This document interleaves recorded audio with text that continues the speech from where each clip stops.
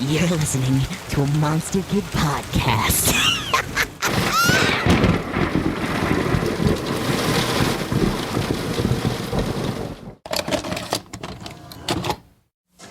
Why don't we rent a video tonight? Yeah, can we please? On a weeknight? Yeah, come on, Mom. It's okay.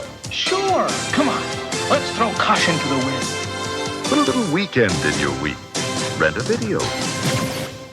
Ciao, everybody, and welcome back to Vericon Video, a show where we relive forgotten and unforgettable movies that once lined the shelves of video stores everywhere. I'm Brandon. And I'm Jordan. And today we're singing show tunes while we globetrot from New York to Rome to Castle da Vinci, dodging the double-crossing CIA, a Catholic secret society, and an insane megalomaniacal couple with an interest in alchemy, hellbent on destroying the global economy.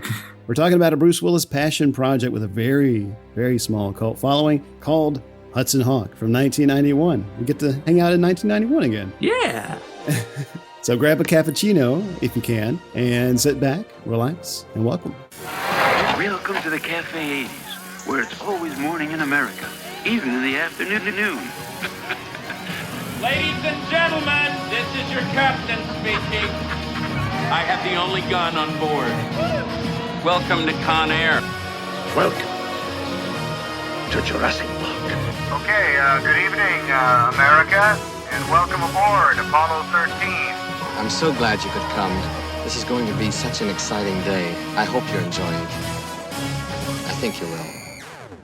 Thief extraordinaire Hudson Hawk is released from prison and all he wants is a nice cappuccino. But before he can savor his favorite beverage, a highly eccentric and wealthy couple rope him into an ambitious series of heists to steal major works by Leonardo da Vinci in order to build themselves a gold machine. But there's so much more. Yeah, if you think that's succinct, folks, oh my. Yeah, I mean, so before we get going on, what should we talk about here? So comedy heist movies, human cartoons like this. I mean, what else is like this? The weird part is that, and one of the things that we're going to get into with this movie is that there's not a whole lot like this movie. Right. Like, one of the things that it felt like to me on this watch was Joe Dante's Looney Tunes Back in Action film, where It was sort of these live action characters that were almost cartoonish in a way alongside these actual cartoon characters. Again, this is a very specific, very unique kind of movie in a lot of its energy. And I don't know if there's other movies you could compare this to. I mean, in terms of a live action cartoon, The Mask, possibly. Oh, yeah. Which I still have a lot of soft spot for that movie because I saw it a lot as a kid, which is a weird time to start that movie. I mean, if you're a kid and watching The Mask, like, hoo-hoo, but there's a lot that you got to overlook. Yeah. But yeah, no, that sort of energy may have been a bit ahead of its time before the Jim Carrey era of just cartoon motion and stuff. Right. Yeah, no, I agree with you. And yeah, this film, it's kind of a heist movie. It's kind of an adventure movie. It's definitely a comedy, but there are just so many different generic elements that sometimes fit together. Sometimes they don't. Sometimes they work. As I think you point out later in the notes, they throw so much at the audience, so much insanity that the audience doesn't really have a chance to digest it before they move on to something else. Yeah. And that can be a blessing and a curse at different points. Yeah. So have you heard of this movie before I suggested it? I had. It's one of those things where, like, the early 90s had such great marketing and posters for a lot of their products. And I would just go through the Internet Movie Poster Database, IMP Awards, I believe is the name of it, where they have all just the great high quality posters of, like, since the 80s and 70s and whatnot. Oh, and I would just flip through just a random year in the night, like 91, and see what's there and just see the teaser stuff, because I loved when they would do teasers. And I remember just like seeing the poster for Hudson Hawk, and I'm like, this is very striking. Like the color blue of just like, catch this, catch that. And it reminded me sort of the key art of Darkman, which is like different colors of just, who is Darkman? And like, that's striking. If you put that up in a multiplex, then you're going to want to like know more. I totally agree with you because, yeah, I mean, at the time, there were such really evocative and mystique building teaser posters. And the theatrical poster for Hudson Hawk is, I mean, like just the way they use color, it's very bold. They use really big titles. Yeah, catch the adventure, catch the excitement, catch the hawk or whatever. You have that little image of him swinging on a rope and you're like, oh, yeah, this is, you think this is going to be a great adventure action movie. Because this is not too long. Yeah, because this is not too long after the success of the Die Hard films was really ramping up. Exactly. And the other thing I knew about this movie going in is that it was on one of the biggest flop lists, I believe. And I would always get this movie confused with, because there's two similar flop action adventure movies from this period that I always used to get confused. It was this one and Adventures of Ford Fairlane. Mm-hmm.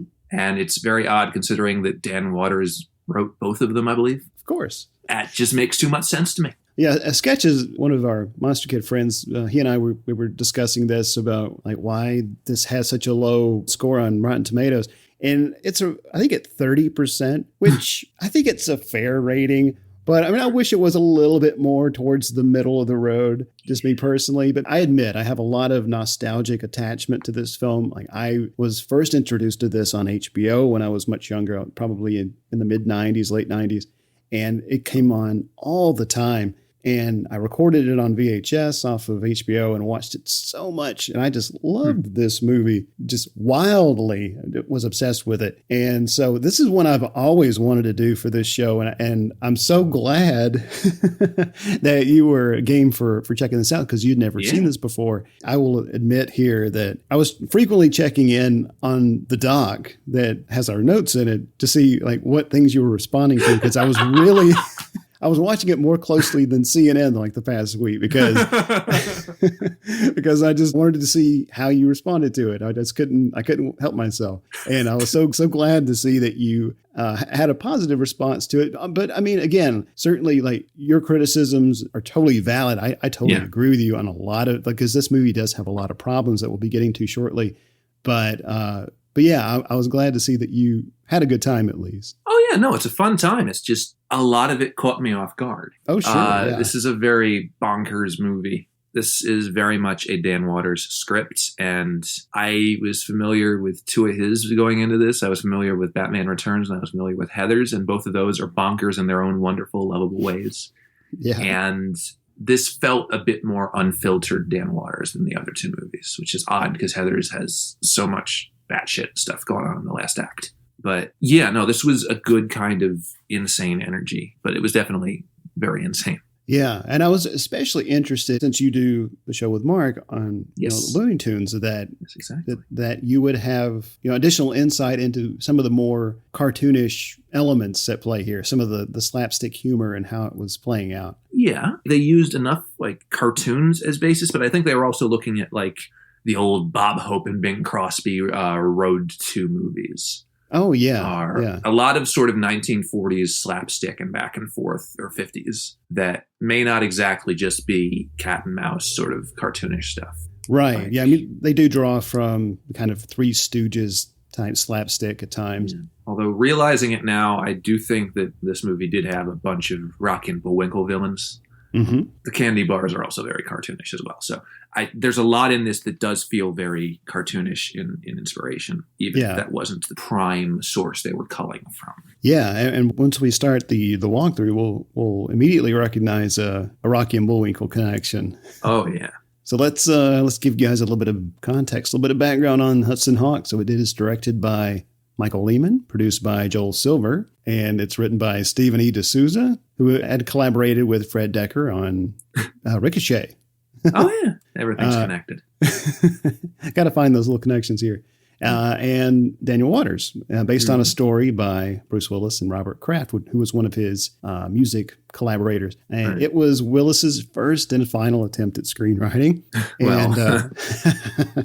And according to Waters, he said, quote, "I don't think there was ever a treatment by Bruce Willis and Robert Kraft. If there was, I never read it. I think they just had a basic idea." I have the idea, like, because apparently, like, on IMDb they have like the actual like what this came from. Because it says because Bruce Willis meets Robert Kraft, and by the way, the Robert Kraft we are referring to in this is not the owner of the New England Patriots. There's a different Robert Kraft, not the Patriots masseuse guy. None of that. But yeah, they met up in the village. Robert Kraft was a musician, up and coming kind of guy. Met Bruce Willis because he was a aspiring harmonica player and a bartender. And Willis just started hanging out with Robert Kraft because he played a lot of good music at this club. And Willis was basically really enamored by this one song that Robert Kraft had called The Hudson Hawk, where Kraft wrote it. It has the same origins as Hudson Hawk's name in this movie about, the wind blowing off the lake or whatever. But right. Willis and Robert Kraft basically start talking like, what's the story behind this guy? Who is this Hudson Hawk? What does he do? They start talking about all these characters as they continue to workshop the song, and they bring in the character of Tommy Five Tone, and they got more of a sense of this character and this sort of story. As it says here, for many years, the song remained just a song, with both men vowing that if either were ever in the position to produce a film, it would be about the world's greatest cat burglar. And then the next thing that happens is Bruce Willis becomes really famous, has both Die Hard movies. The success is going to his head at this point. And Willis wanted to do his own sort of thing and starts developing Hudson Hawk with Kraft for the big screen. And Joel Silver is the guy that makes it happen. And it explains a lot that he produced this. It's like that Don Cheadle action movie that has a story credit by Steve Martin. Oh, really? Which one is that? Traitor. Really? Steve Martin has a story credit. He came up with the idea. Interesting. So as we've established, this is Bruce Willis starring in the titular role here. It features a really great supporting cast, including Danny Aiello, Andy McDowell, James Coburn, David Caruso, Lorraine Toussaint, Sandra Bernard, and the outrageously funny and eccentric Richard E. Grant. Oh, man. I'm not even going to be candid. I loved Richard E. Grant, not just in this movie, but in most movies. Yeah. Obviously, With Them and I is like the big career standout. Yeah. But he's had a really good career resurgence in the last 5 or so years since doing the part in Logan. He was nominated for Best Supporting Actor for Will You Ever Forgive Me? Or Can You Ever Forgive Me is the name of the movie, not Will. And he loses to Sam Rockwell because the Oscars are cruel. And he's just had a good couple of years of things. He was just in this show called Dispatches from Elsewhere, I believe was the name of the show. And this show shot in the wonderful city of Philadelphia, Pennsylvania, which is 20 minutes from where I live. And a lot of the show apparently filmed in the Rittenhouse Square area of Philly, which I know very well because I used to take improv classes there before the pandemic hit. And there was one day where he was talking to camera, and Richard E. Grant puts out a video on Twitter, and he's just in a park in Philly, just singing something, and just in a really good mood because they wrapped filming. And I'm like, I know that park. I have walked through that park a million times. What is Richard E. Grant doing in that park? I wonder if I passed him at some point without knowing it. So, well, I really am glad that he's on Twitter because he shares some, really great stuff. Like just himself, like having a good time. Like whenever he was, up for that Oscar and he was doing all this press and doing all this traveling, and he just looked like he was having the time of his life. Yes. And he was just glowing with enthusiasm, and it just made me so happy. Like if I was having a bad day, I could just like look to see what he posted recently, and he would just be like on a balcony somewhere, and with the sunglasses on and just grinning ear to ear, having a great time, and it just made me so happy. For a while, in the first couple weeks of the pandemic, he was doing a series on Twitter called Withnell in Isolation, where he would just do quotes from Withnell and I, and just in random parts of his house during quarantine. Yeah. And he just seemed to be in such a good mood. I think my favorite one is the one where he does the line where he cracked up at the tea house where he's like, I think they should install a fucking jukebox and liven you stiffs up a bit. And he just loses it. And he's like, I used to laugh every time we did that take, and I still laugh at it now. He couldn't quite finish the line. And every time he would record one, he would just lose it and crack up. And it's just a bundle of laughs. It's so funny. Yeah, wonderful actor. We obviously love him, and I love him in this. Yeah, I do too. Yeah, as we've said, this film employs a lot of cartoon-style slapstick and combines material based on conspiracy theories, secret societies, historic mysteries, as well as this like outlandish clock punk technology, a la Coburn's Iron Man Flint movies from the 60s. Producer Joel Silver and Bruce Willis chose Michael Lehman to direct the film to blend all these elements together. And although Lehman had only previously directed 2 films, Heathers caught the attention of both Silver and Willis.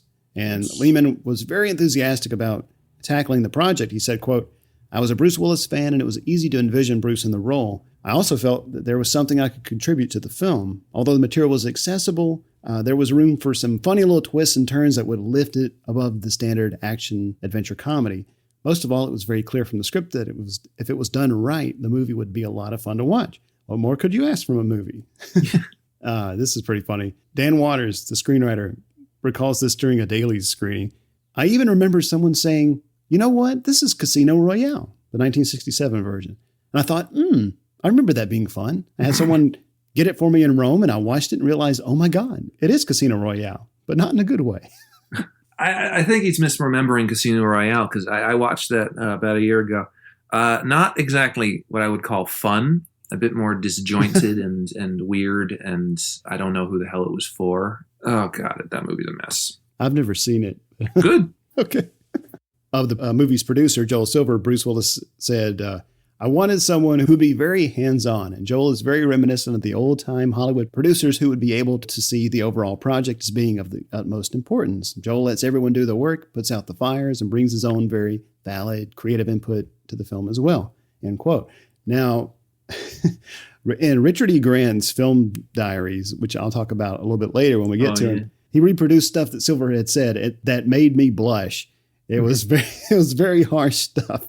But yeah, he does seem like the type of person who just the norm is shouting. The megaphone type. Yeah.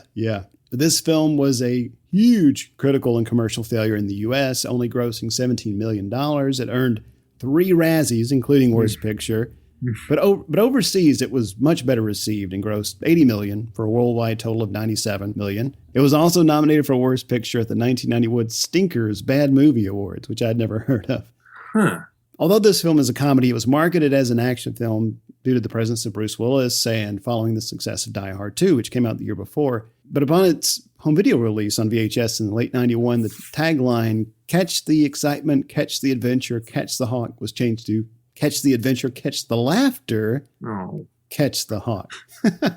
That's just a trick, guy. Lead with that. Don't try and fool us. But despite its failure at the box office here in the U.S., the film performed much better in foreign markets, particularly in Europe, and was much more successful on home video. Yeah, makes sense. This was the last movie produced by TriStar Pictures before they merged with Columbia Pictures, which was going through similar financial difficulties. Because the film lost so much money, Sony had to salvage TriStar by purchasing its remaining stock and by reorganizing said company as part of the recently formed Sony Pictures Entertainment. One memorable headline summed up the incident as, "Hawk cooks TriStar's goose." I didn't know Pegasus had geese. Kind of like interspecies thing that they think is going on over at Sony. It's a liger. Bradford's skills in magic. Gosh. And as with the United Artists, when they were bought out by MGM, Columbia and TriStar were allowed to keep their own logos and to continue making movies under their own names. Good. Yes. Because I love the TriStar logo, especially the 90s one where it's just a giant Pegasus coming at the camera. Yes, I love that so much. It's so iconic. Yeah. So great. I love this. Dan Waters made this comment. He says, James Lipton on the Actors Studio sucks up to every actor about every movie. He brought Martin Lawrence on the show and talked about Big Mama's House 2 as if it were a great film. Then he had Bruce Willis on the show and he said to him, "So, Hudson Hawk, what would you like to say about it?" And I was thinking, wait a minute, James Lipton can't even handle this movie? James Lipton is great at even making medium fodder trash sound exciting. I remember there was a clip because he had the cast of Family Guy on, and he was talking to Seth Green, and he's like, and then of course you had your tenure for 3 years on Buffy the Vampire Slayer, and Seth Green's like, is nobody else weirded out by the fact that James Lipton is saying Buffy the Vampire Slayer? This isn't weird to anyone else. That just cracked me up so hard because. What about Hudson Hawk? What's up with that? In later interviews around 2008, Willis says that he still likes the film. It makes him laugh. He remembers the experience very fondly, and he won't apologize for it. Fair. There's also an article out there. It's called "Bruce Willis Defends Hudson Hawk for 29 Goddamn Minutes" that I encountered in my research for this episode. I think the interview started with, "Hello, how are you doing?" And he goes, "Hudson Hawk." Ever since James Lipton brought it up, about 10 years ago, I feel like I need to clear the air here. In 2017, Richard Brody of The New Yorker had this to say: "I only knew of Hudson Hawk from its reputation and had long been curious to see what it actually resulted. The short answer, It's far from a masterwork, but at its best moments, the movie is vastly superior to the earnest classics of the genre, not merely in its satirical imagination, but in its cinematic imagination overall, and its power to astonish. The basic problem with Hudson Hawk is simple.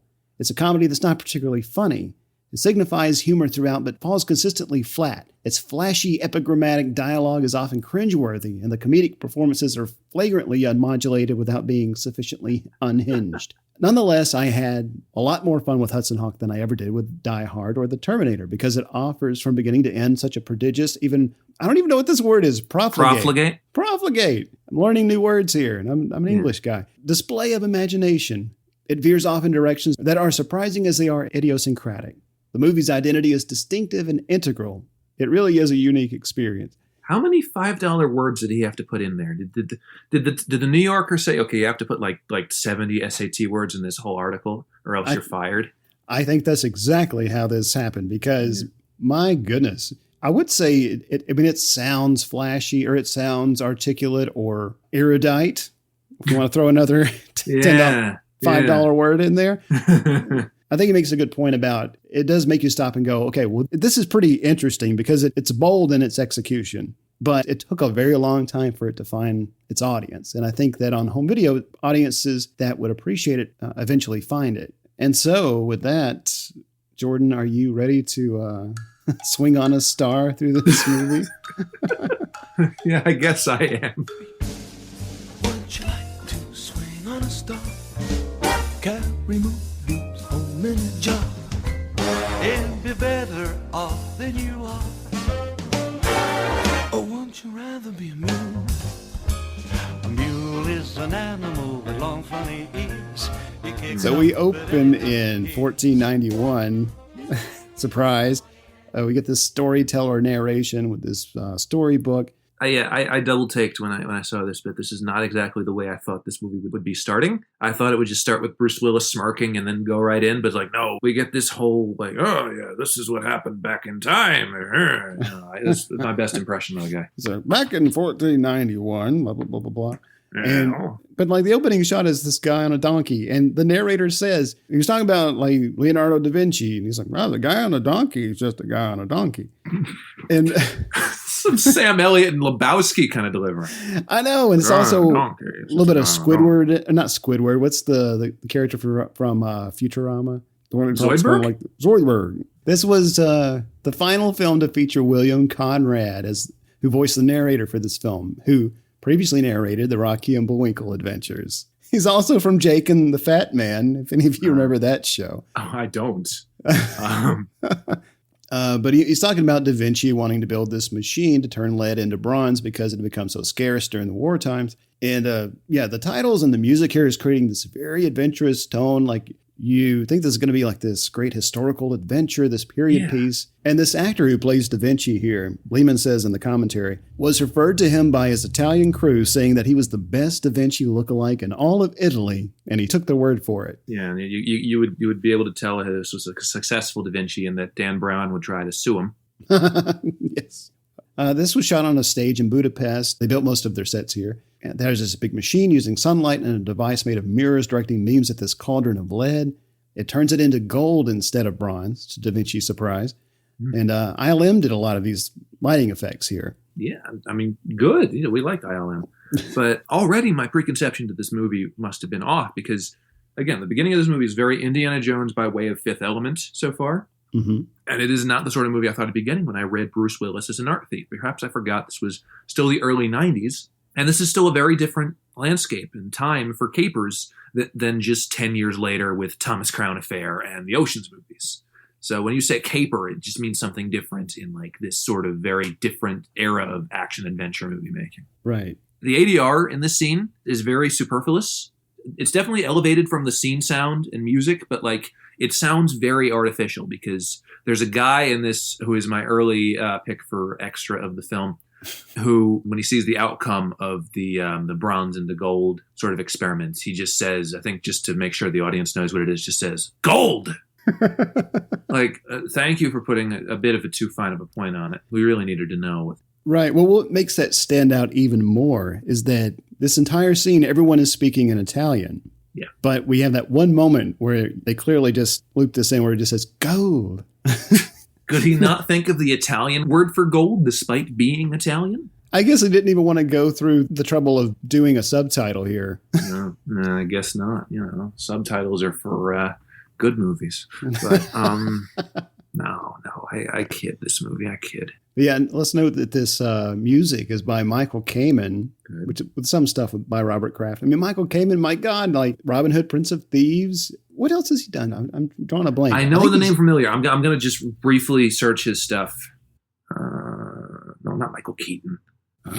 Yeah, Michael Keaton did the music. Yeah. This plot twist. Can I get music? Let's get music. X-Men, Lethal Weapon, Don Juan DeMarco, X-Men First Class as well. All the Die Hard movies, it seems. Iron Giant, What Dreams May Come, Event Horizon, 101 Dalmatians, Mr. Holland's Opus. So a lot of like really big, epic. And Last Action Hero. Ah, very nice. Frequency. He's the guy who does Frequency. And Last Boy Scout. So. Oh, of course. Yeah, we'll mention that a little bit later, too. He also did the score for Nothing But Trouble. And License to Kill. Cool. So cool. A lot of good stuff in here. Yeah, a lot of really great films there.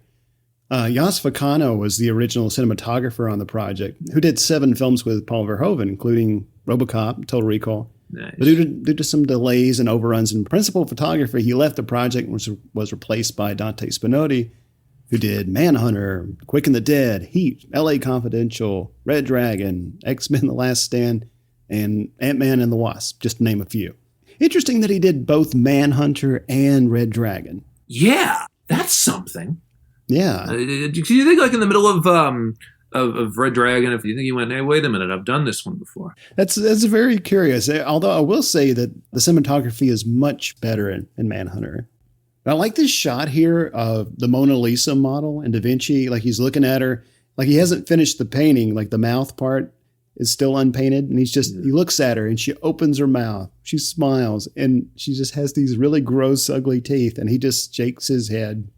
Yeah, I mean, it's an easy gag, but it works. It is quite a contrast from the majesty of this opening, though. It's really just a preview into what this movie is going to be. Yeah, well, they're having a hard time setting the tone here. Yeah. Like the narration in the beginning, like it has a few laughs, so it's difficult to know exactly like how to feel about this movie, like or to set up the expectations for the audience anyway.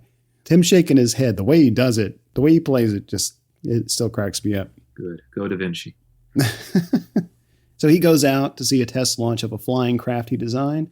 And he decides that this new gold-making technology might fall into the wrong hands, so he plans to hide the 3 pieces that make up the key component of the machine. You sure this isn't Christopher Plummer's backstory from the beginning of National Treasure? Hey, it's possible. Hey, yeah, it's just a legend. Nothing's off the table here. No. We get this cool match cut of the glider with this hawk. I'm guessing it's a hawk, because of course. And also, this is one of the first films to use digital wire removal technology.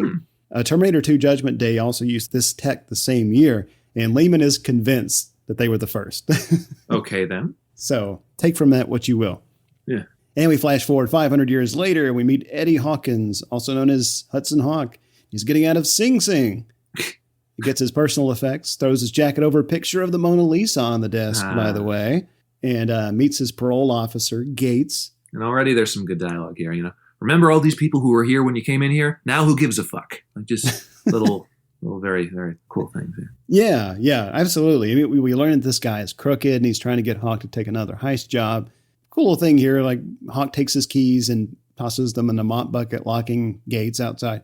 But by the way, Gates is played by Burt Harris, who was a New York actor and producer who was also Sidney Lumet's first AD and producer for a while. Cool. Yeah, the more you know.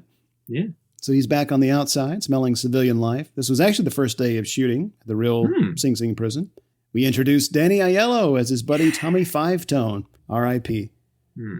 When it came time to cast the film, everyone was in complete agreement about who they wanted for Tommy Five Tone. So Danny Aiello and Bruce Willis had known each other for many years, dating back to a time when neither of them had attained worldwide recognition. Yeah, this is not the only time that a lot of people have been in agreement over how awesome Danny Aiello is, because like there are not many films that I don't like him in.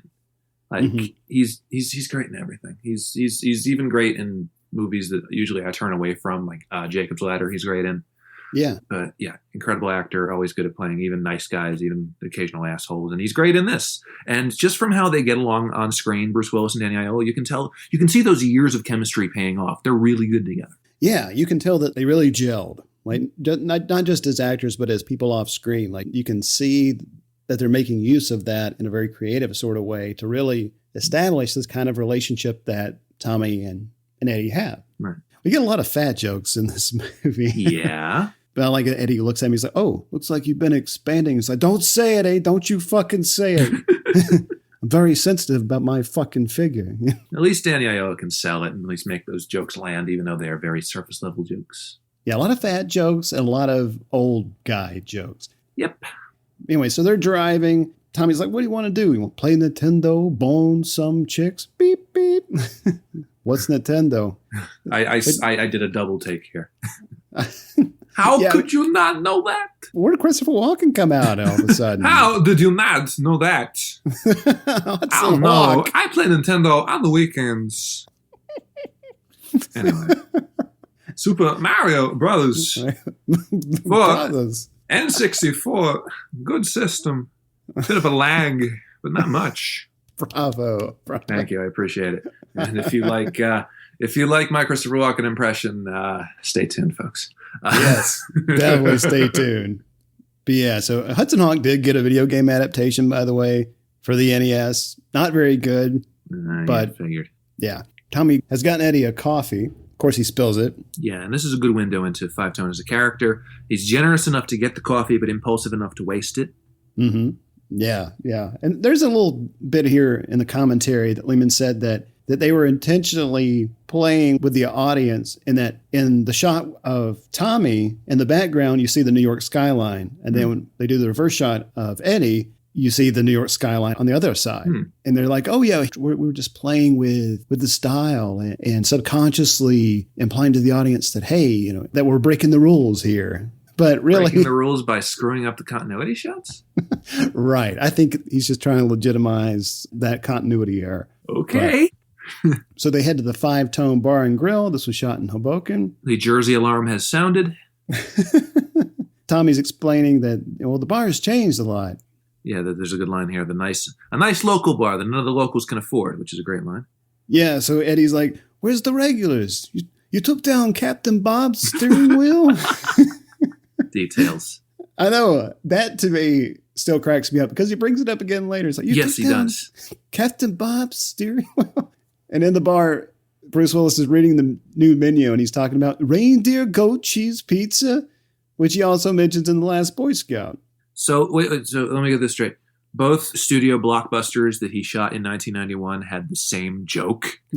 That is the kind of consistency you do not see anymore, because stars don't really dictate movies anymore. It's odd. Yeah, I'm not sure which one was shot first, but I'm really curious as to which script did this originate from. Really curious.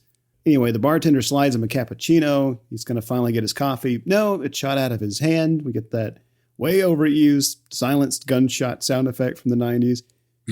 And Lehman said they were a little worried that people wouldn't know what a cappuccino was at this time because there wasn't a coffee bar on every corner back then. Yeah, the times would change. I would answer this by the end of the film. But is the cappuccino here like the aspirin in the Die Hard movie that he never gets?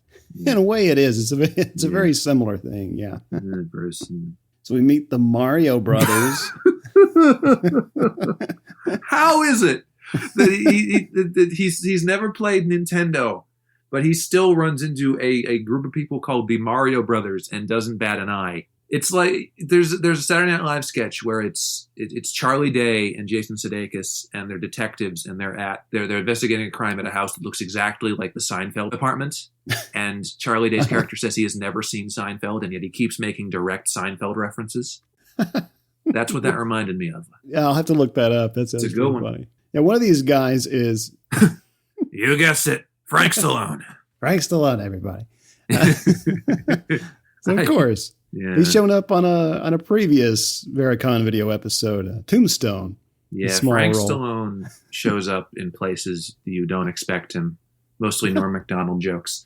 I found it funny because I did the math in my head involving Frank Stallone. Okay, so 1991, this is going to be a weird connection, and it's going to hopefully pay off. Okay, 1991, this movie comes out. Bruce Willis is in it with Frank Stallone, Sly Stallone's brother. The same year, 1991, Sly Stallone does a movie called Oscar. Sly Stallone stars with Joey Travolta, John's brother. 1994, Sly Stallone has connected the two, and now Bruce Willis is in a movie with John Travolta called Pulp Fiction. Coincidence? I think not. Whoa. That's it crazy. Always goes back to the Travoltas, at least in my account, because I have worked for Joey Travolta. So should be like 7 degrees of John Travolta. There should be 7 degrees of John Travolta, because everything always goes back to John Travolta in my house for some strange reason. So one of these brothers want him to do a heist at this auction house, and he says something like, "Directions even your brother can understand," to Frank Stallone. And it's a little fun jab at Stallone. It's in the same vein as the dueling Sly and Arnie gags in Demolition Man and Last Action Hero, whereas like they're all friends, so they just poke a little fun at each other in their movies. So. Oh yeah, I love when that happens. And yeah, exactly. In Demolition Man and Last Action Hero. So the guys try to intimidate him, but then Tommy comes up and smashes him on the. The timing of him smashing the wine on the brother's hand is perfect. There's amazingly well timed bits in this that are really good. These cats, they split. These cats. Cats and kittens. Eddie and Tommy are planning the timing of their heist window to the runtime of songs that they know, like very specific recordings. I love this gag. Yeah, it's a very low tech. It's a very personal method. And they're looking over the safe information, the one at the auction house. Tommy says he's got a great plan about the video surveillance, which that's a little thing that comes back into play. He's like, I got a great plan. Yes. Eddie can't get over the fact that Tommy took down Captain Bob's steering wheel. I love it. It's like, geez, I can't believe you took down Captain Bob's steering wheel. We need the Captain Bob movie now. We do. That must have been in Robert Kraft and Bruce Willis's head too. Like, oh yeah, what about this Captain Bob character? You know, leave it for the sequel. It's like Pecos in Buckaroo Banzai. Pecos isn't here. Yeah, he'll be here next movie. There's this little thumb cuffs gag. It's pretty funny. Oh yeah, that's cool. Tommy's showing Eddie these little thumb cuffs that will buy them like 8 seconds or something for their escape. And Eddie gets them off almost instantly and throws them at this lamp, breaking it. It's so funny. Yeah, no, it's another great scene for the Eddie and Tommy dynamic, which I imagine there will be several, and there are. Danny Aiello seems to be in a really good mood to shoot, which is great. And again, when is he not in a good mood? He's always really happy in these shoots in the 90s. Yeah, I mean, you brought up Jacob's Ladder earlier when Joseph and I did that I think we did that for a Patreon episode. Oh. But just that small role that he had in that film, like he's this angelic character. And in many ways, like he has this very cherub-like quality to him. Yeah. So they're trying to nail down the right song to do for the heist. I love this gag where he's just trying to name more songs. And he's like, I only have eyes for you. Why, Tommy, I didn't know you cared. That is a Bugs Bunny gag right there. I'm so glad you found that. Yeah. Yeah. Yeah, because they're even naming like Whitney Houston, Super Bowl, whatever, like very specific. Exactly. It's just this little superhuman ability he has, which is wild. So it's showtime. So they're up on this rooftop indoor pool, and they're setting up this rope to make it to the roof of the auction house. Yeah, that's where we get the lifesaver goal noise when it hits the pole. So again, this is a really sharp script, and you have little moments like that and beats like that where it really comes together, which is also just the compatibility between Waters' script and Lehman's direction, which obviously they had Heathers together. Yeah. So these guys, they throw the rope back, covering their tracks, which Eddie's like, oh, what are you doing? What are you doing? He's like, hey, I'm covering our tracks. We leave through the basement. And that comes back to bite him, of course. Of course. I do like this whenever Eddie is cutting the window, he's cutting the glass, and he looks at Tommy. He's like, I better make the hole a little bigger. It's like, don't worry, bonehead, I'm wearing my girdle. Good stuff like that. See this big guard standing watch. Which begs the question, do they even hire any thin museum guards in the movies? No, especially this one. We don't get very many of those. So the joke up here where there's that's the people in the security booth joking about the phone book saying there's a lot of Wong numbers is undercut by a very Chinese music cue. Lovely subconscious racism we're having today. Yeah, I didn't even catch that little music cue. Yeah. So they're rolling past the guard station on these skateboards. Cool. Pretty cool, yeah. So they get into the surveillance room. Meanwhile, these guards are having fun with the sleeping guard, Big Stan, by shouting his name, Big Stan. And the chair that he's sitting in collapses. Complete with the Beethoven's Fifth Cue. Yeah.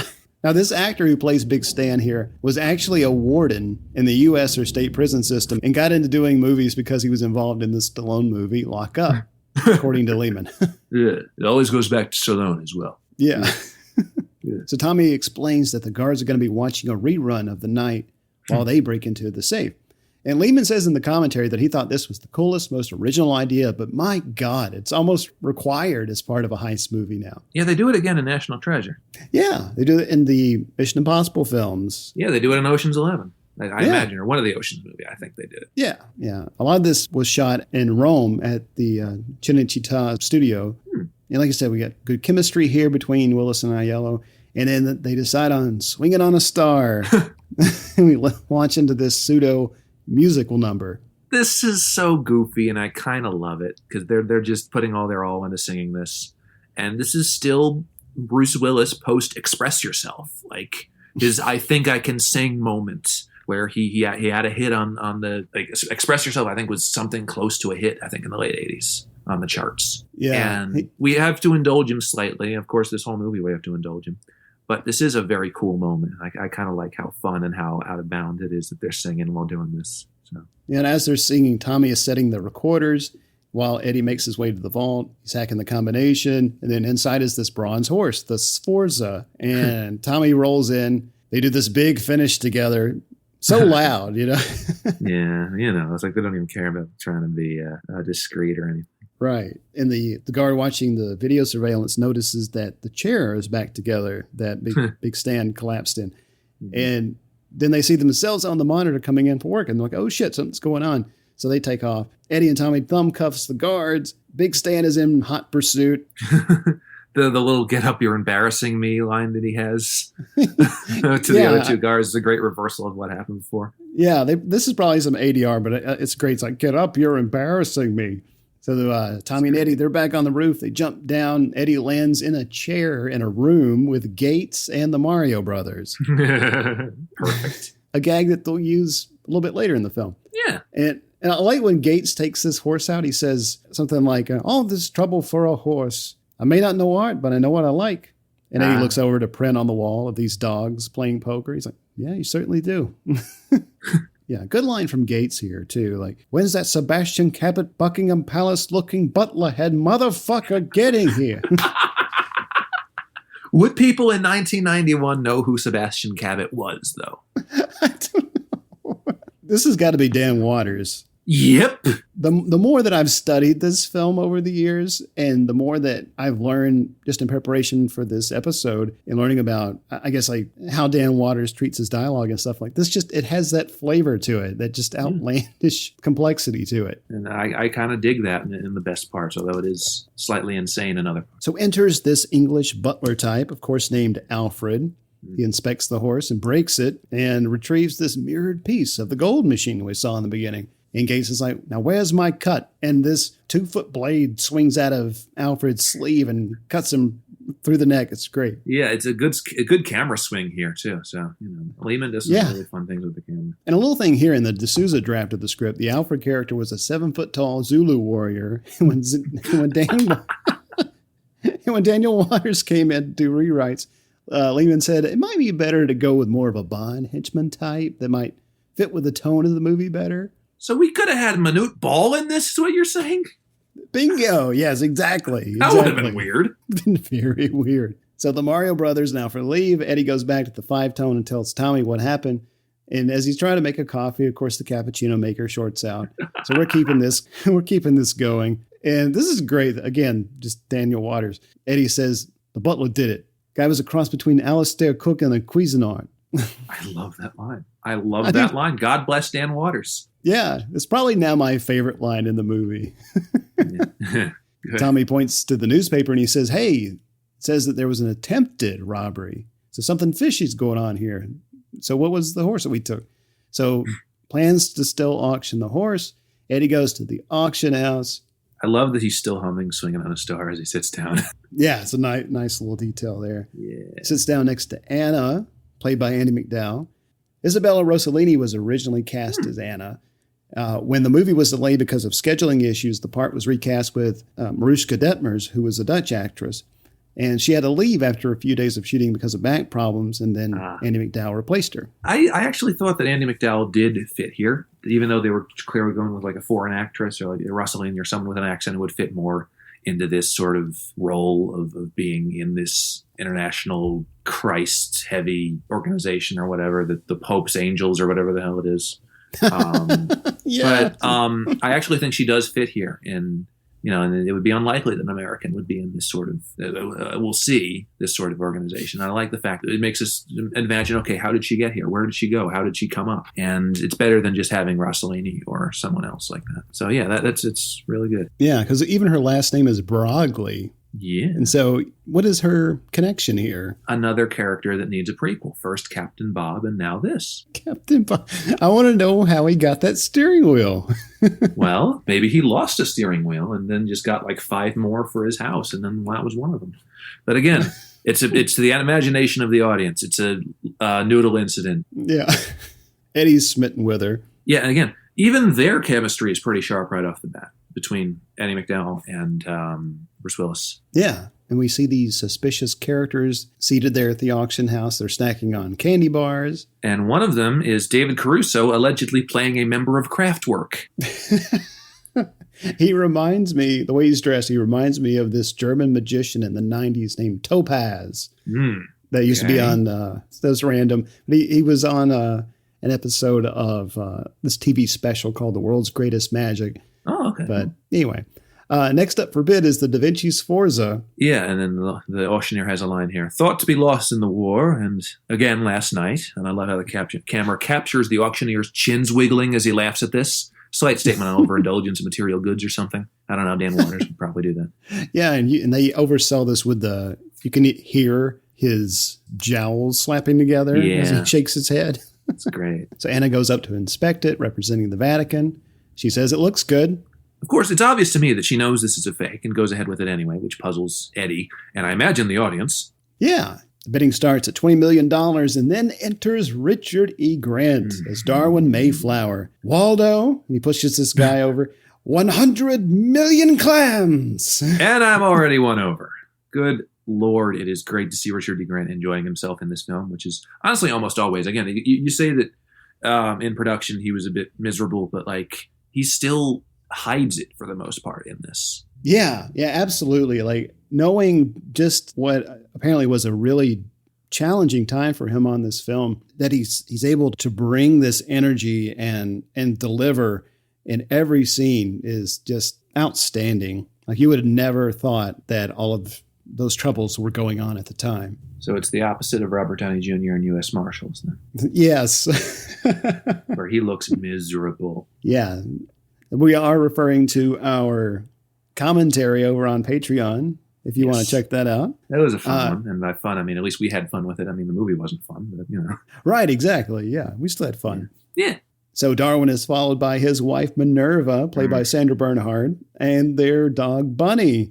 And she's dressed to the nines, shouts out, 100,000,001, Waldo. She's great in this. I've been watching a lot of like Roseanne lately. And of course she's in that show, and she's, I think she's a great actress. I don't know her from a lot of things. I know she was, stand-up comedian for a while, occasionally sort of wandered into film. I didn't know her from much, and this was one of my first real entryways into her stuff, but she's really good here, and she's excellent. She has a lot of really good line deliveries in this movie, but she reminds me of someone I used to work for that was this sort of very commanding and kind of chaotic, yet still at the same time charming sort of boss lady. Yeah. This is from Richard E. Grant's book. He says, let's see, they're in Rome, everything's shut. Sandra comes around and says she went to a party the night before at Bruce's villa.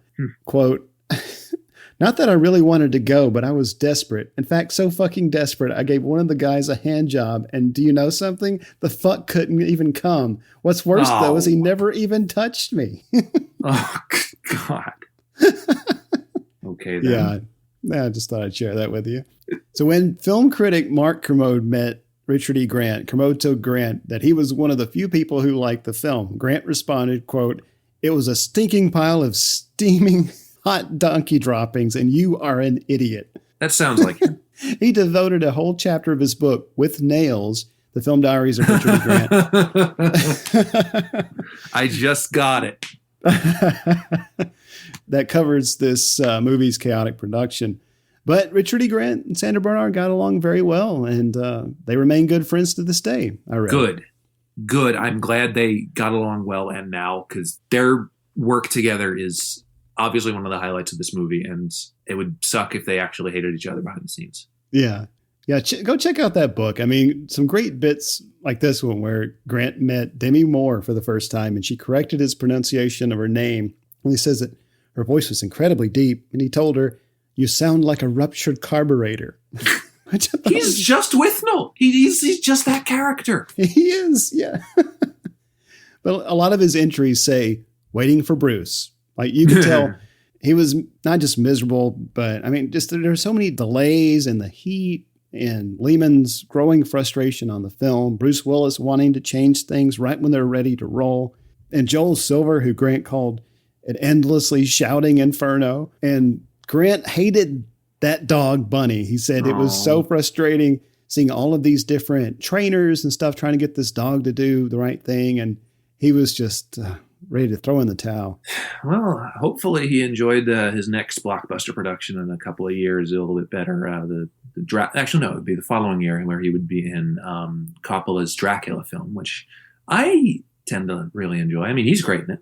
Yeah, that's one that I meant to go back to in October, but yeah, that's one I'll have to revisit at some point. It's honestly pretty good. It's tonally very odd because he's trying to pay tribute to the Universal horror movies while also being influenced by very 1992 film aesthetics. But it's very cool. There's a lot of very good performances in it, especially Anthony Hopkins as Van Helsing. Yeah. Excellent. So Big Stan comes in. He recognizes Eddie and goes after him. Anna trips him in the Mayflower's duck, and down comes the gavel, and the auctioneer explodes like something out of Scanners. Yeah, this is not a subtle movie at all, guys. No. The Mayflowers sneak out, and Eddie saves Anna from this flying debris, and Eddie is knocked out by this hanging Pegasus. Is this a TriStar joke? I mean, Lehman says it's up to you to decide. I was thinking it might be a TriStar joke. I don't see how they couldn't resist. Yeah.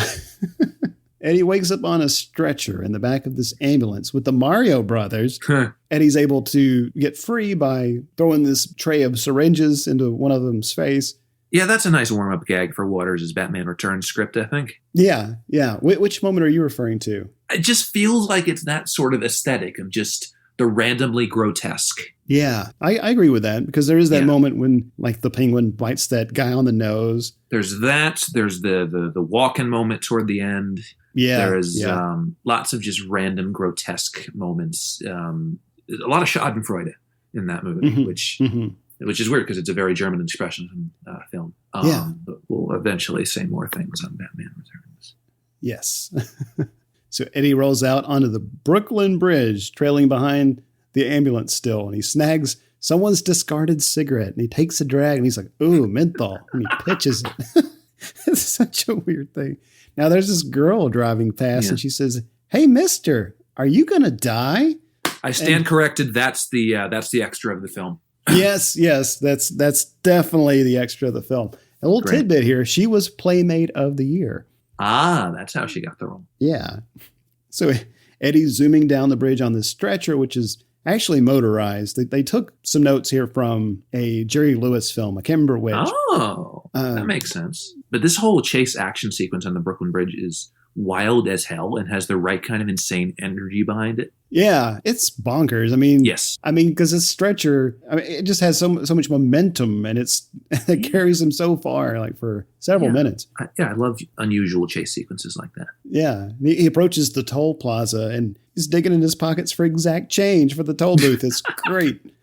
Amazing. And then I love back in the ambulance where one of the Mario brothers is trying to explain to the driver what's happening, and the other brother with the syringes in his face leaning in, and the driver just screams at the syringes coming out, just like noticing, doing a double take. That's funny as hell. Yeah. So this ambulance crashes and explodes, and the Mario brothers are dead. Now,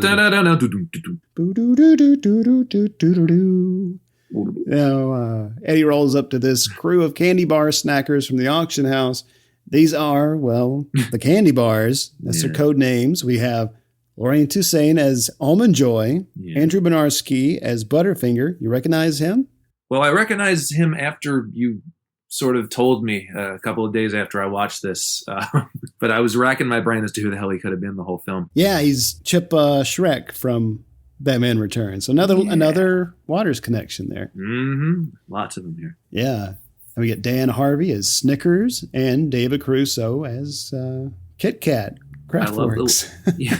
I love the little bit of backstory that Almond Joy gives us. We're just digging into the comedic material of these four henchmen, saying they used to be named after diseases. And she goes, do you know what it's like to be called chlamydia for a year? It's a good gag. Yeah, it's good. Yeah. The Butterfinger's intro here is pretty good. Like, he comes out of this porta potty. Yeah. He gets his jacket caught in it and he falls down. He looks at Eddie. He's like, my name's Butterfinger. No shit. Yeah.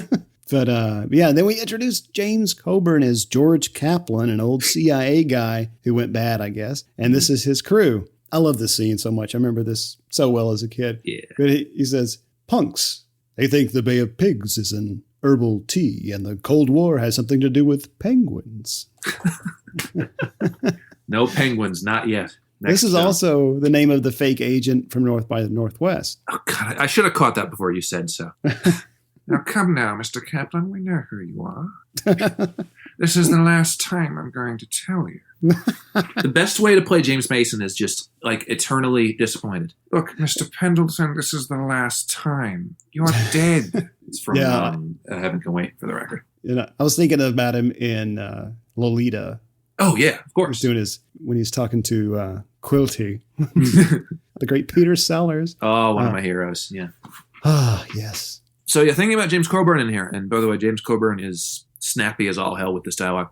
If this is supposed to be a reference to James Coburn's role in Like Flint by casting him as a bad guy, does this mean that De Palma making Jim Phelps the bad guy in Mission Impossible is beat to it by this movie? That's an interesting observation because it is a very similar move. Yeah. Which, I mean, I don't want to get off. It would have been a bit more on the nose if Peter Graves had, in fact, come back as Jim Phelps in the Mission Impossible movie. But, you know, John Voight will do. Yeah, he did fine. He's usually really good in movies like that. It's a fine movie. Lehman says that Coburn was a lot of fun to work with. Good. He said he'd give you exactly what you wanted in 2 takes. And if you wanted something different, he'd do that too. And he regaled the cast crew with lots of great stories from his career. I'm glad. I'm glad when somebody who's been famous and who's had a career can really validate a lot of the good energy you've heard about them. So I'm glad that James Coburn was fun here. And again, all his reads here are just snappy enough. He really gets this movie. He knows what this role needs, and I like that. Yeah, he's a veteran. Like he knows. Yeah, he knows what kind of film this is. Exactly, and I'm glad. All right, so next, the timing of the guns coming right to Eddie's head the second he tries to move on Kaplan is more really awesome timing. Yeah, like everybody as he makes a move for Kaplan. Yeah, like. They all point their guns at his head and he just stops almost with cartoonish pause. This is pretty good. Yeah. Kaplan is explaining because Eddie doesn't recognize him. He's like, the last time you saw me, I was bald with a beard and no mustache. And I had a different nose.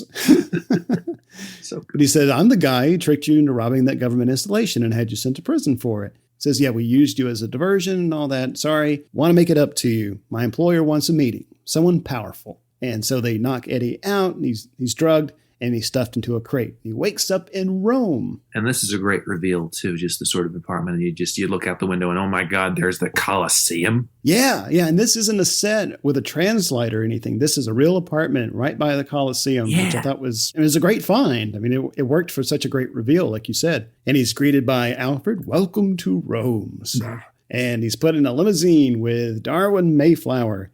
Now, this car, since we talk about cars sometimes, it's the 1950s Chrysler, custom stretched by a limo company. And Lehman said he felt so bad about hacking up this classic car and couldn't bring himself to tell the owner the production bought it from what they planned to do with it. Yeah. But they said that it turned a lot of heads like when they were in Rome because it wasn't a Fiat.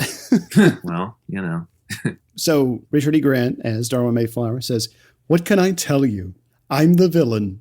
Yeah, something about the way Richard E. Grant delivers that makes me think he wasn't really enamored with the line. Yeah, I can see what you mean by that. I do think it's interesting how self-aware the Darwin Mayflower character is. Yeah. That he recognizes, I guess, like his role, because later he talks about world domination. Yeah. So he clearly wants to be the villain. Exactly.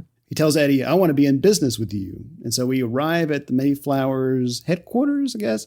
And this is actually Mussolini's administrative offices in Rome because they wanted to have this very fascist association with the Mayflowers. Yeah. So they're in this big boardroom and Minerva is singing, "I've got the power." And a bit on the nose there. Yeah, it's great because I like that as Darwin walks in, he's like, "Oh, here's Hudson Hawk." And she's like, she's got her headphones on. She's like, "Oh, I got the power." And he's like, "Minerva." And she's like, "Oh, hello. Bunny, ball." And she throws the ball at this little dog, which will be a gag we'll come back to. Yes, several times. Basically says, we got you great clothes, great hotel, got you some money, and they cuff him to this chair. Now, the tones that this handcuff makes is the same used in Our Man Flint and In Light Flint for the telephones. And, of course, James Coburn appeared in all those movies. The sound is also featured in the Austin Powers films. Yeah, that's the sound of the tone that Basil Exposition calls Austin Powers and Company from. I recognized it from that rather than from the Light Flint movies. I'm ashamed to admit. Oh, no, don't be ashamed. That's what I recognized it from, too. Yeah. Because I don't think I've ever seen the Flint movies. But I haven't either.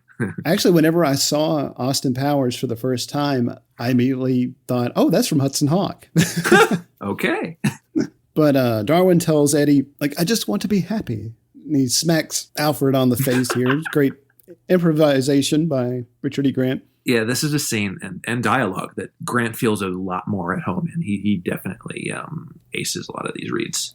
Yeah, because he's explaining that, by the time you made your first billion by the age of 19, it's hard to keep coming up with new goals, but I got myself a new goal. World domination. He stands up on the table in the boardroom, cheers him on. It's great. It's very cool. Yeah, Dan Waters is really good at again, the sort of reason why they want world domination and the sort of plan they have is the sort of realistic, skewed, nihilistic kind of thing that Daniel Waters is very good at writing. It's sort of just blackened morals kind of deals. Very similar to J.D. in Heathers, or even the Catwoman and the Penguin in Batman Returns. One thing about this scene that I find interesting is that they don't actually tip their hand quite yet about what exactly their plan is, why they're wanting him to steal stuff for them. They do this little slideshow thing. They say that Kaplan and the candy bars put the fake horse in the vault while Eddie and Tommy were running from the guards.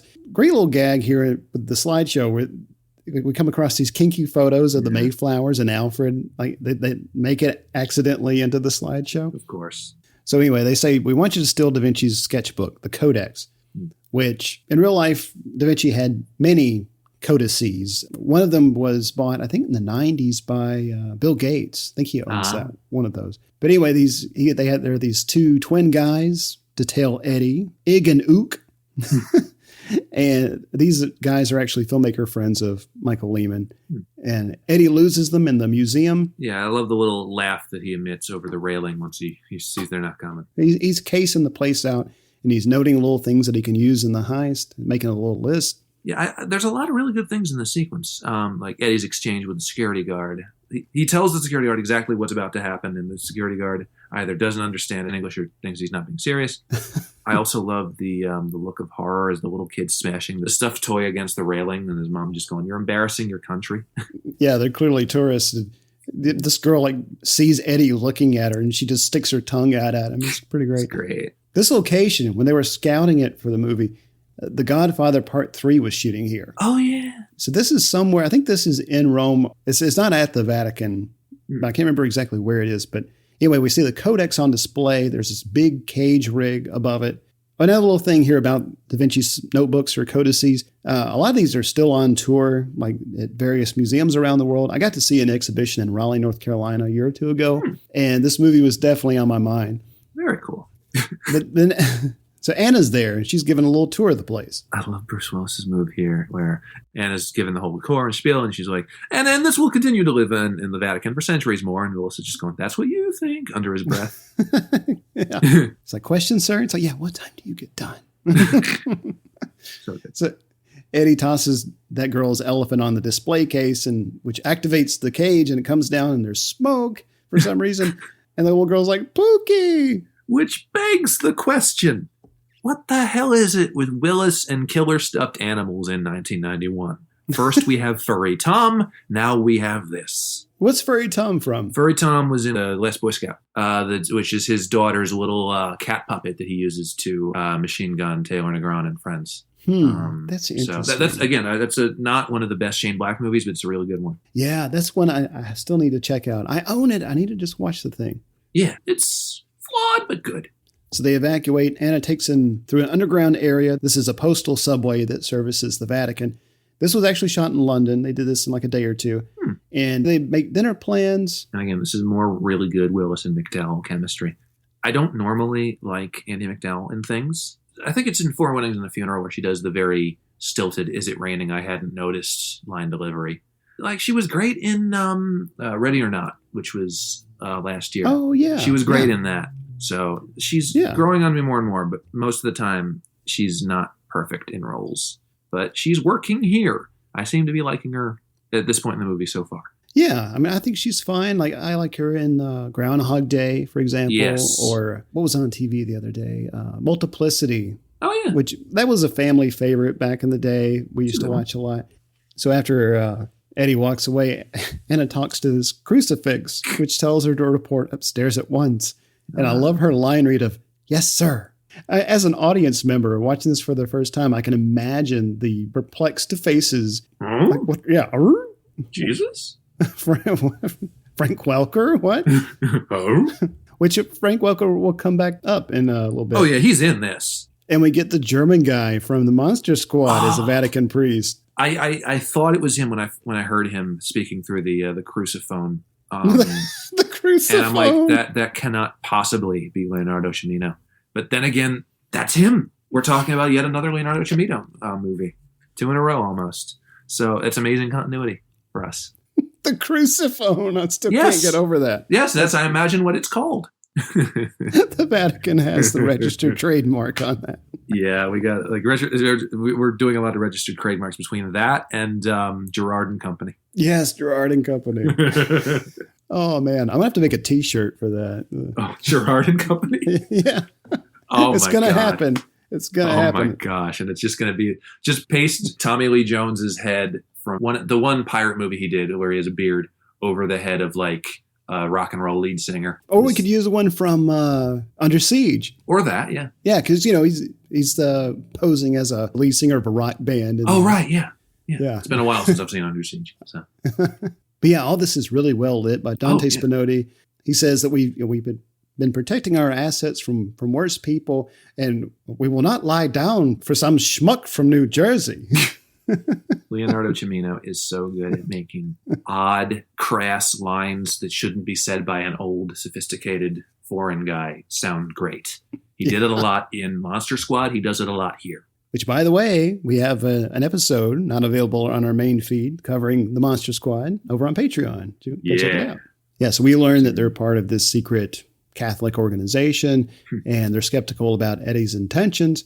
Meanwhile, Eddie tries to call Tommy. There's no answer back at the 5-tone. And he doesn't see this limo rolling up with the Mayflowers, and Tommy is with them. And Kaplan and the candy bars are checking in. And Coburn is great here. They're having a conversation about Rome. He's like, oh, how you liking it? And he's like, I always had a soft spot in my heart for Rome. I did my first barehanded strangulation here. He makes it look effortless. This is the point where he has his little monologue about, God, how I miss communism. Yeah. I was sending that to, because I'm a hip Gen Y sort of dude. I was sending that to all my friends, ironically. And I'm just I send it to my friend Katie, and she files it with the There's a Wayne's World screen cap of top 10 reasons why we're bummed communism ended. And so it just slid around that type. I mean, that little screen capture that I think you shared it on Twitter as well. Yes, I did. Yes. Yeah. That needs to make some rounds. That's pretty good. it's very funny, and who needs context? God, I miss communism. Yes. People were scared. So good. So Snickers briefs Eddie, says, you got to do the job tonight. They take his list to get him what he needs for the heist. And Kit Kat is here dressed as Eddie, who's mimicking him. And he even removes his sunglasses. Very CSI style. Yeah, does he know he's going to be doing this for a living in like 12 years? I wonder. I'm sure some fan has asked him that. I would love to see his reaction to that. Eddie ships himself to the Vatican Museum. Where we have Fat Watchman number 2. Yes. And he's building a rig using things in the museum to circumvent security around the codex. Yeah, this is all some really good heist movie shit. And it's just really fun the way Willis is powering through here. Yeah. The guards are alerted, and Eddie snags the book with his pocket fisherman, which used to be a thing back in the day. And we got this roof chase. Eddie grabs a TV antenna, which disrupts the Pope's late night viewing of Mr. Ed. And it's in Italian, nonetheless. I kind of love that gag. Yeah, because it's great because the Pope gets up and he bangs on the TV with his scepter. Oh, God. Lehman says in the commentary that he was told that this actor was the best Pope lookalike in all of Rome who could act. That's what he said about the Da Vinci lookalike. Exactly. You think he just says that about everybody? He probably does. This was the best Bruce Willis lookalike we could find that could act. So we got David Caruso. Well, he couldn't really act, though, Caruso. That's true. This is a very funny commentary. Good. Yeah, like you could tell he has some comedic chops all his own. But Eddie hops down onto this chicken truck and then right into a chair for dinner with Anna. Oh, I laughed hard at the timing of him coming right into the patio seating. That is too good. A lot of the gags in this movie and the timed nature of them remind me of a lot of comedy filmmaking tips that nobody except for Edgar Wright is really doing anymore. A lot of very Buster Keaton-esque sort of springing into frame kind of really good stuff that is just peppered throughout this film. And as a comedy film, it's actually really well orchestrated and choreographed. Yeah, because when they use this gag, when they employ this gag of him just landing in a chair, everyone else there doesn't seem to notice that this is weird. It's hysterical. The candy bars are watching from afar. They're having dinner. And Eddie lets it slip that he was in prison. And it's kind of funny little exchange here between him and Anna. Mm-hmm. He says, let's just say I never saw E.T.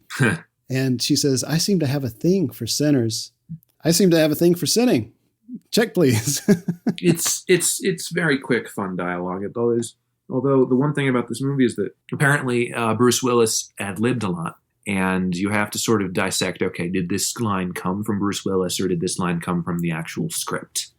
And It's hard to really tell sometimes, but there are some moments where like, yeah, Bruce Willis had to have added this. Yeah, there was a story that Lehman shared, or maybe I read this from someone else, but there is a scene where Eddie is with the Mayflowers and he says something like, well, you can tell who wears the pants in this marriage or something like that.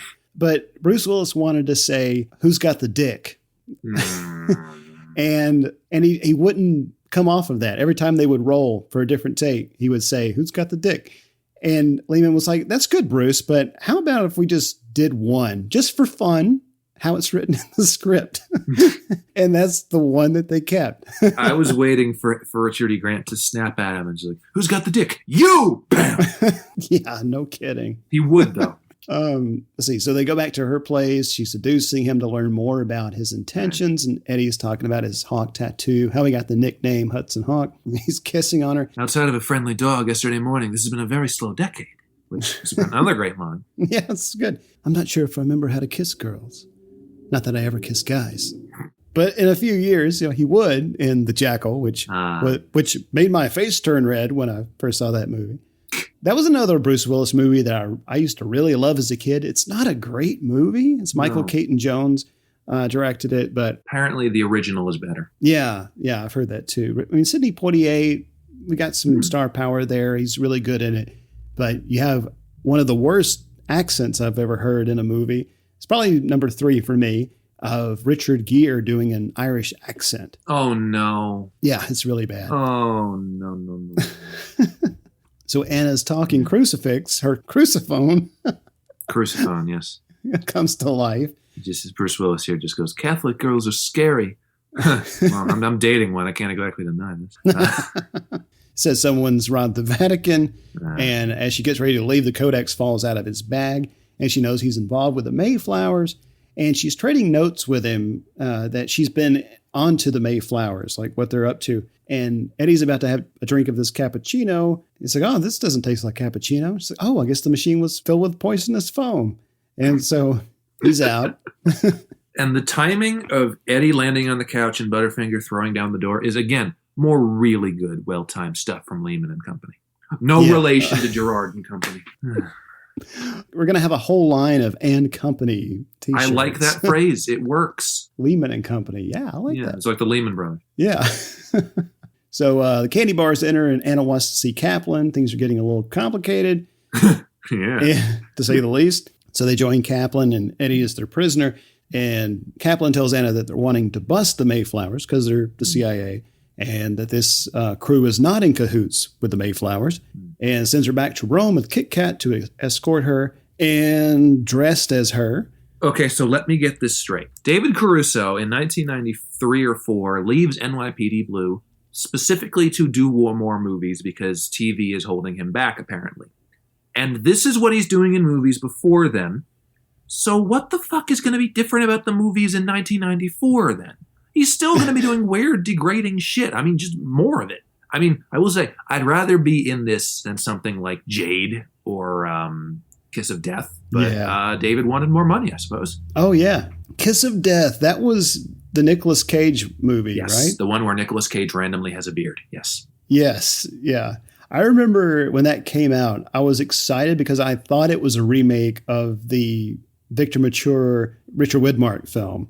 Oh, no, it wasn't. Like the noir from the 40s. But yeah, it definitely was not. So they're on their way out and she sees Bunny, the Mayflower's dog, and has this aha moment about the cahooting going on. So Anna is in her habit now and she's in confession with German guy from Monster Squad. Yeah. She feels bad about betraying Eddie, says we've been double-crossed by the CIA. Meanwhile, Eddie is brought to the Mayflowers who are playing a little indoor tennis. And Kaplan presents the codex. Minerva cuts it open and retrieves a mirrored piece from the book. It's for the gold machine. And then Ig and Ook come in, punished for losing Eddie earlier at the museum. Darwin's like, oh, all you had to do was follow the hawk. I guess we're going to have to kill them. And so Minerva shoots him in the head. And a little tidbit here is both of them mutter their own names as their last words. That's great. So, Ig, Ook. And I love Darwin's like, God, Minerva, I was just joking. And they just laugh and dance on their bodies. It's very weird. This is very Daniel Waters, this entire scene. But the big question is this movie too untampered with? I mean, I mentioned earlier that, Heathers was a very lightning in a bottle script where everything sort of just came together at itself.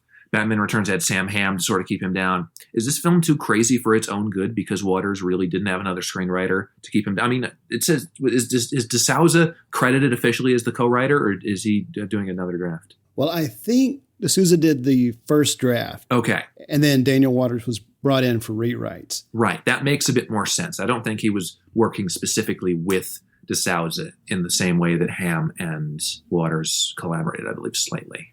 Right. Yeah. I don't believe they collaborated on the script. I think De Souza just did a draft and I'm not entirely sure what that looked like on the page before Dan Waters got a hold of it. But I think that things pretty much stopped with him and Lehman and Bruce Willis, who were all kind of pulling the film in different directions. Yeah. I think he probably was just like, I'm going to just have fun here and just go as far out there as I can. And that he did. And this scene and a lot of scenes in the climax have that sort of, oh my God, energy to them. Yeah. And Eddie, he finds like a little piece of the gold machine, which he takes, he pockets it. the rest of the scene just goes a bit too quickly on the same sort of bonkers energy without letting us really register what's going on fully. Right. Again, this is probably a pacing thing where they could have just slowed it down for a little bit, a few more beats, just give the audience a little more time to digest what's going on, because they've been throwing a lot of new stuff at us in the last few minutes. There's a good little line here where Eddie's like, "Look, you Eddie Munster looking motherfucker." It's great. And I actually prefer the line after where it's like, "I want to be treated like an adult." That's fair. Now go to your room. Yeah, that's great. Yeah. Awesome. Let's see. So we're back at the Mayflowers HQ, and this is where we finally understand what their plan for world domination is. They explain they want to turn lead into gold because Minerva read about it in an airline magazine about 4 years ago. And somebody says like the scientific name of like the actual device, and he has Richard E. Grant has an aside here. The gold machine for the hose at home. Is that another fourth wall gag out of you, Richard? Lord Almighty. We've got to talk about those. Yeah, for the hose at home. That's great.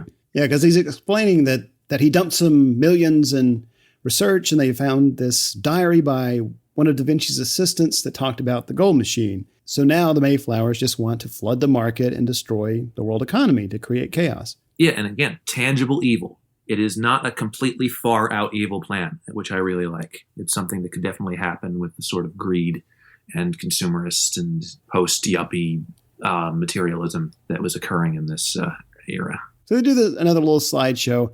They're saying, here's a model helicopter thing that we want you to steal from the Louvre. As opposed to the Louvre in Wisconsin? Shut up, you're going to make me lose my place. I know Grant hated production, but he's still nailing some of these reads. Hell, Eddie even makes a Mission Impossible reference here, so De Palma did in fact rip this off.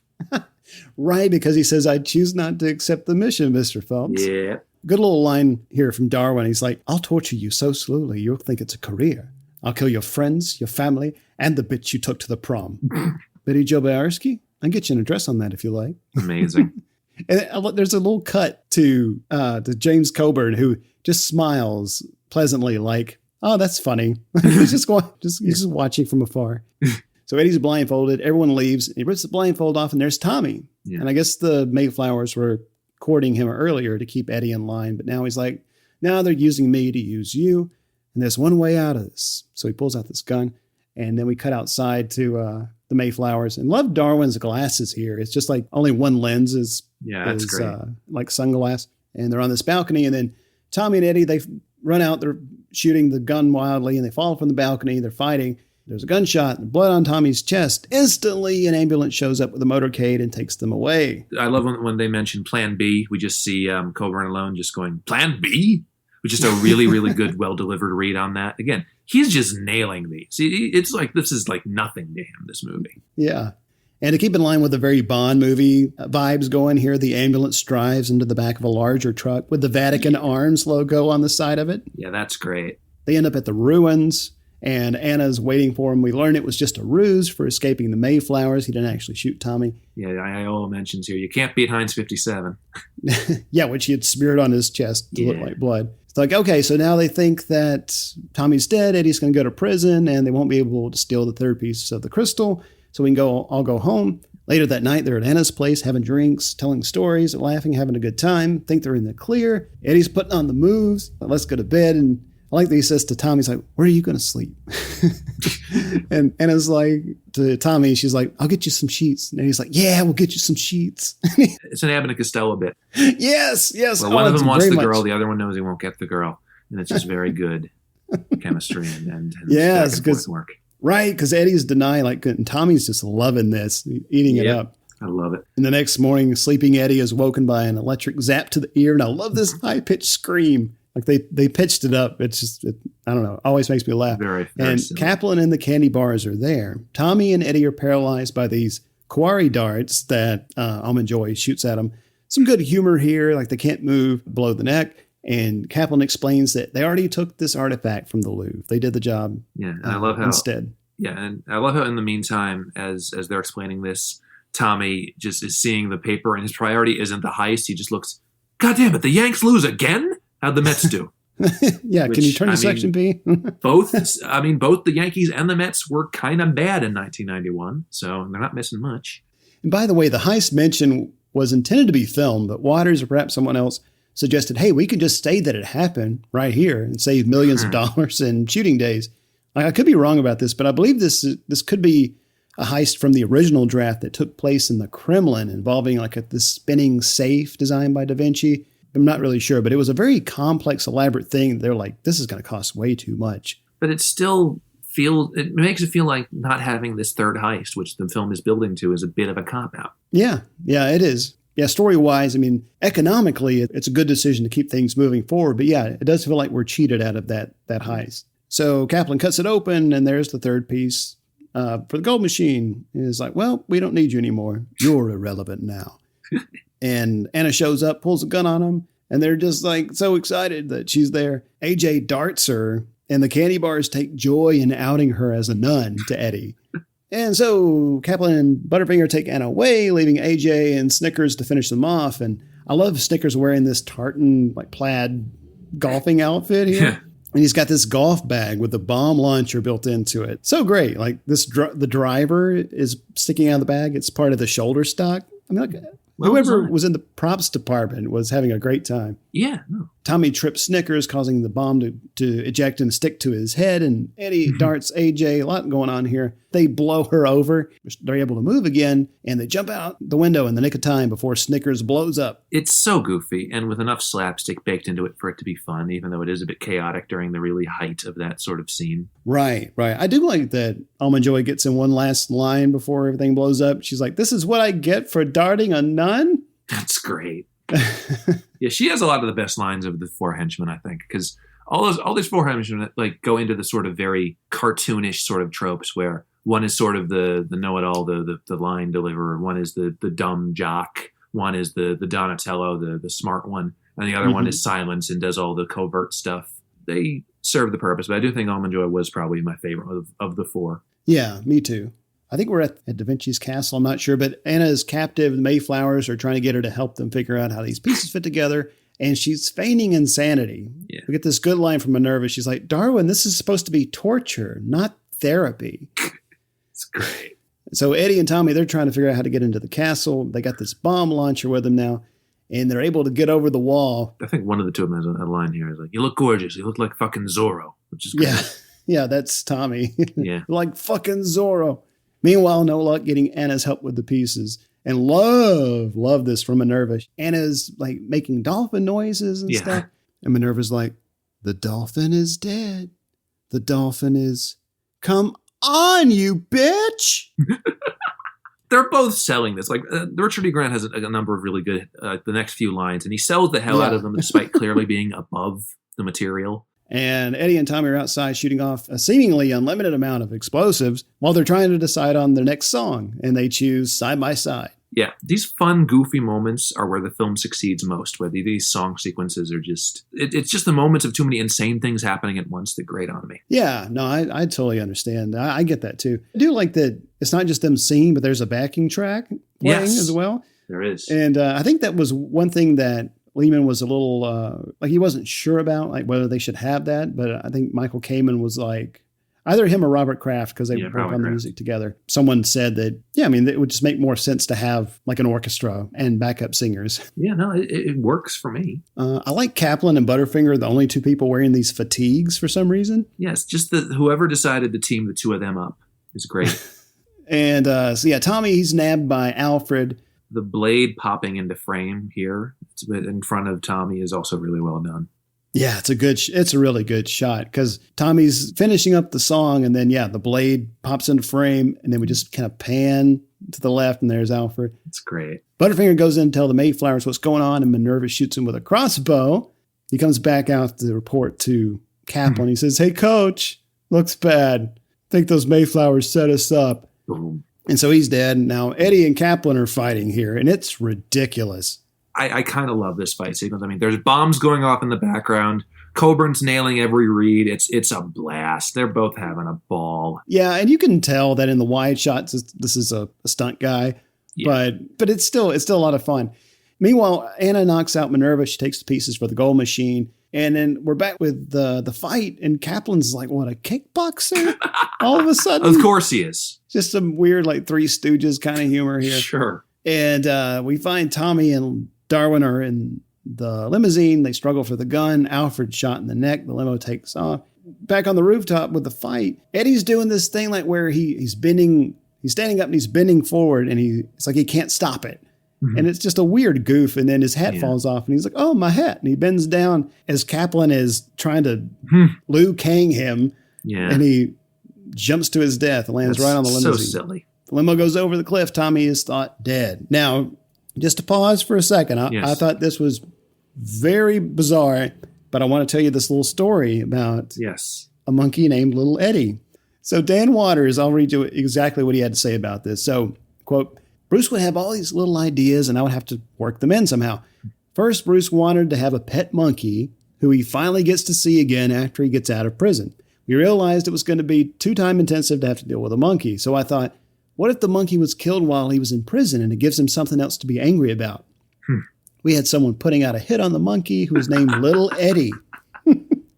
There was a newspaper headline of the mafia shooting the monkey, and the movie at one point was even more nuts than it is now, if you can believe that. So Hudson thinks it's the mafia that killed him, and if you watch the movie, in one scene, James Coburn admits that he killed Little Eddie. And so when Coburn dies in the movie, he falls on top of the limo as it goes over the cliff. Now, if you look at his face, on his hat, there's a picture of a monkey on his forehead. That's because in the fight scene that led to it, Bruce Willis had slapped a picture of Little Eddie on his forehead and said, "Say hello to Little Eddie, motherfucker." And then thrown him off of the cliff. Jesus. And he says that we filmed all these little things that made up this relentlessly running story about Little Eddie being killed. And originally, Bruce is excited to meet Little Eddie after he gets out of prison. But after Danny Aiello picks him up, Danny has to break the news to him. By the way, Little Eddie is dead.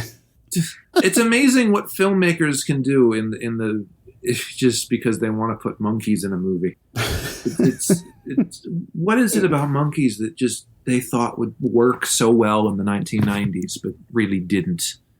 Yeah, that would have just been even more ridiculous than this movie is now. Just as Dan Waters says. Yeah, I mean, my goodness, I mean, this movie is already insane. Yeah, just having the Little Eddie subplot would just take it over the edge.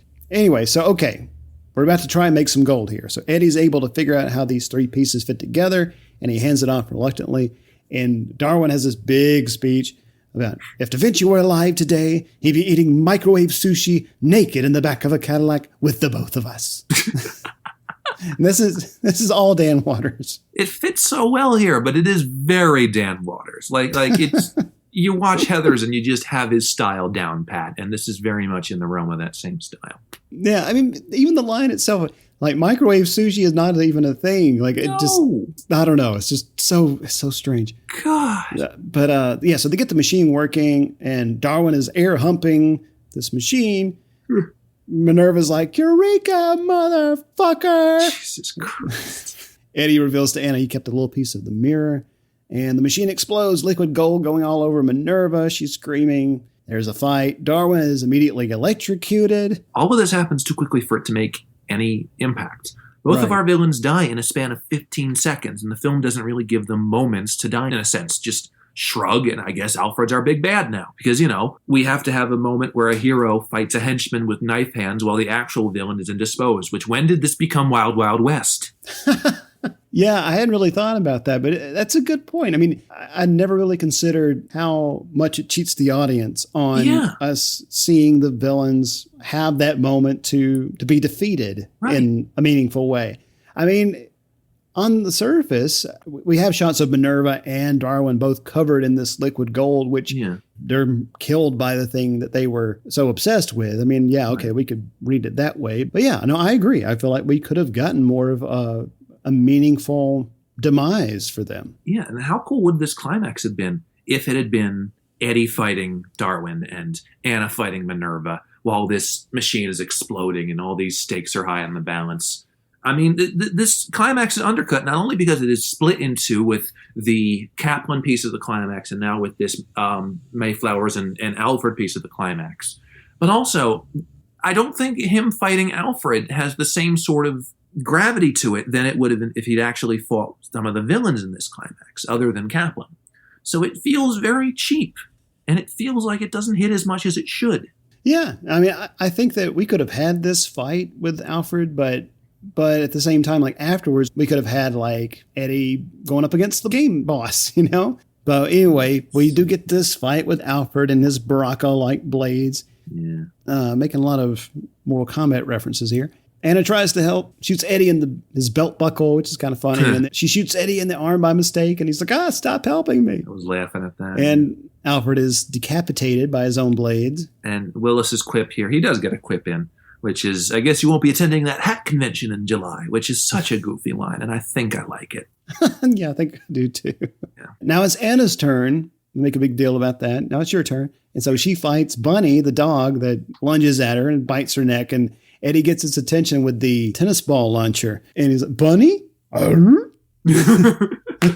Ball. And he shoots this tennis ball out and the dog gets it and just is catapulted out the window and falls into the ocean. It's great. I love it. This dog is, that little bit is voiced by Frank Welker. Because of course it is. And again, the whole bit, it's animal cruelty, but I laughed hard. Oh, yeah. I laugh every time still. So the castle explodes and Eddie and Anna make it out on the glider from the beginning of the movie. So we end with a ride on a makeshift flying machine? This is Wild Wild West. See, that's a connection I didn't make watching this, but I'm glad you brought it up because I haven't seen it since it came out. But I don't like that I'm making connections to Wild Wild West, but yet here they are. They land safely in a nearby village. Kids are playing with the glider. They're taking it back. The locals are taking it back. And Anna and Eddie have this little moment. It's like, Anna, will you play Nintendo with me? I can't think of anyone I'd rather play Nintendo with. I love that how when Eddie mentions Anna's boss, they both look up as a heavenly music cue plays in. Like, sure. Right, yeah, because like, what would your boss think about this? And she's like, I think he wants me to keep an eye on you. Yeah. It's like, no way. Tommy rides up on a donkey. Yes way. And they can't figure out like how he survived. And he's like, airbags in the back. Can you fucking believe it? And Eddie here just going, yeah, that's probably what happened, is another very clever meta gag. Was like, yeah, we're not going to think too much of it. Like, yeah, that probably happened. Don't, just go away. Go on to the next bit of this, And then Eddie finally gets his coffee. Yep. And our narrator takes us out, closing the book on this story, and we roll credits on Swinging on a Star. And so Eddie finally got his coffee. Well, if you'll excuse me, I'm going to be narrating something worth a damn. So that's Hudson Hawk from 1991. So final thoughts? My final thought is this is a movie that desperately wants to work and very nearly doesn't. But I think enough of this works for me that I call it a net win. It's barely good. It's nearly bad. And it just exists in that sort of gray area of lots of things work, but then other things are sort of against it. But I enjoyed the script. I enjoyed Willis's performance. I enjoyed a lot of the acting. I was caught off guard by how bonkers this was, and I think that it was a good thing that it was this bonkers, because if not, it maybe wouldn't have been so memorable. I will not be forgetting this movie anytime soon. Let's make that 100% clear. This is not a movie you forget if you've seen it, but it's just wild, and I think it's worth another look for all the people that have dismissed it over the years. Yeah. No, I agree. I mean, I feel like my final thought for every movie is about the same, but I'll say that, this movie, it has a lot of problems. It tries to do way too much. There are a lot of pieces that just don't neatly fit together. And I think that, as we mentioned earlier, like certainly the marketing probably shaped, or it gave people the wrong idea about what to expect in this film. But I think when it came out on home video and cable and people started to run into this film, they're like, hey, this is kind of cool, or this is kind of weird. I've never seen anything like this before. Yeah. It's one of those that, like you said, like once you've seen it, you can't forget it. You can't erase this from your memory. It's just so damn quirky and outlandishly bizarre at times that you just can't help not getting engaged with the story, because you want to see like what kind of crazy thing is going to happen next. Yeah. I think it's still a lot of fun. Like, again, I have a lot of nostalgia for this movie, but it's a great time. Like,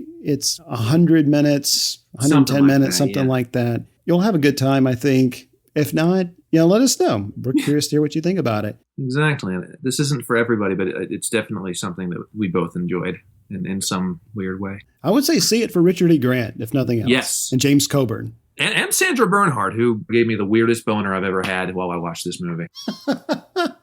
Ball's in your court, Otero. Oh boy. Ball. Okay. Yeah. And now, coming soon to video cassette. So next time on our main feed, we'll be talking about Frequency, a time travel thriller starring Jim Caviezel and Dennis Quaid. And over on Patreon, we haven't quite decided what we're going to do just yet, but we will be announcing that soon on Twitter. So make sure you follow us at Vericon Video.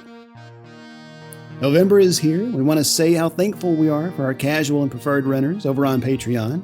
Lewis, Mike, Jack, Mondo, Ryan M, Ryan S, Pete, Jacob and Tav from Test Pattern, Naomi and Rich from Bloody in Love, and Mark. Thanks, Mark. I hope you're not too shell-shocked over that Sandra Bernhard comment. Because if anyone's going to give me shit over that, it will be him. Thank you all, and Mark, so much for supporting the show. We love you so much. And if you're not a patron but are interested in becoming one, head over to patreon.com/VericonVideo for more information about all the great perks you can get starting at $2 a month. Price of a cheap cappuccino. Such as bonus episodes not available on our main feed, commentaries, and a super cool gift pack loaded with Vericon Video merchandise and some other cool little knickknacks. That's all for today, but we hope you'll join us again next time, right back here at Vericon Video. So long, everybody. Thanks, and hope to see you at that hat convention in July. Remember to rate and review the show on iTunes. If you have questions, send them an email at vericonvideo@gmail.com or call the Vericon Video hotline at 312-620-5560. They are also on Twitter and Instagram at Vericon Video. Thank you for listening, and stay tuned for another exciting movie from the rental era. Goodbye, Vietnam! That's right. I'm history. I'm out of here. I got the lucky ticket home, baby. Okay, bye-bye. Thank you. Bye-bye. Bye-bye. Bye-bye, Jenny. Bye-bye, boys. Have fun storming the castle. Bye-bye. Do take good care of yourself. What is this, your farewell speech? Going home. Have a good trip. Hasta la vista, baby. I have to go. Adieu, auf Wiedersehen, Gesundheit.